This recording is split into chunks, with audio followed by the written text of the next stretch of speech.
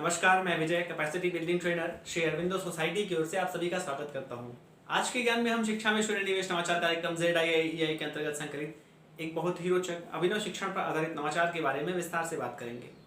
इस वीडियो के अंतर्गत मैं आपको अभिनव शिक्षण तकनीक से संबंधित बिहार के शिक्षकों के द्वारा विकसित किया हुआ एक नवाचार विस्तार से बताऊंगा, जिसका नाम है पात्र बनाओ पाठ समझाओ।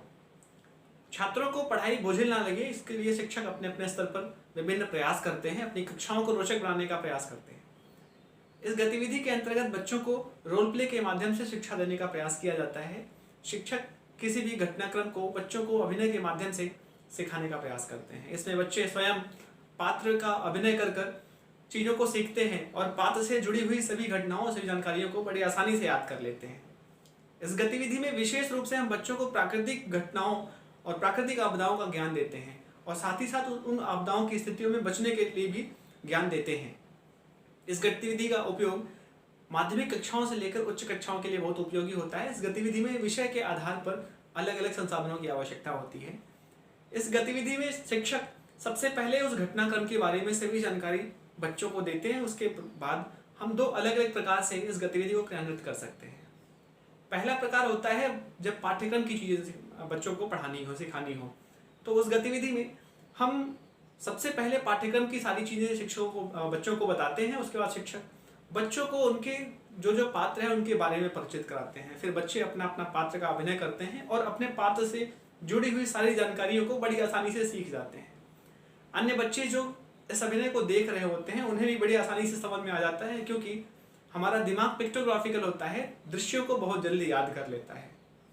दूसरा माध्यम है शिक्षा देने का प्राकृतिक और अप्राकृतिक घटनाओं के बारे में शिक्षा।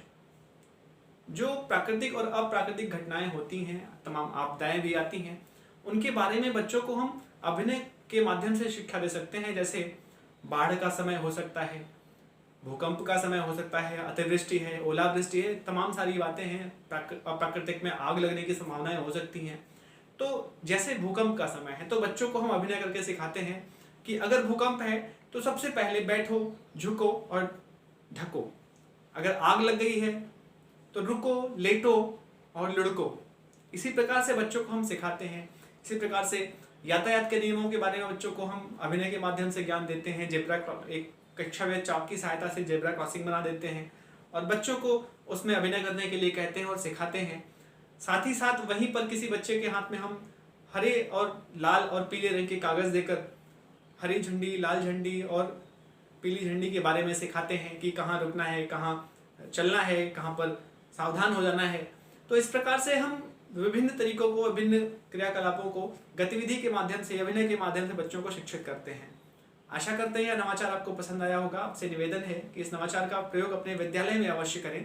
साथ ही साथ हम लगातार आप तक नए ऐसे बहुत सारे नवाचार पहुंचाते रहेंगे।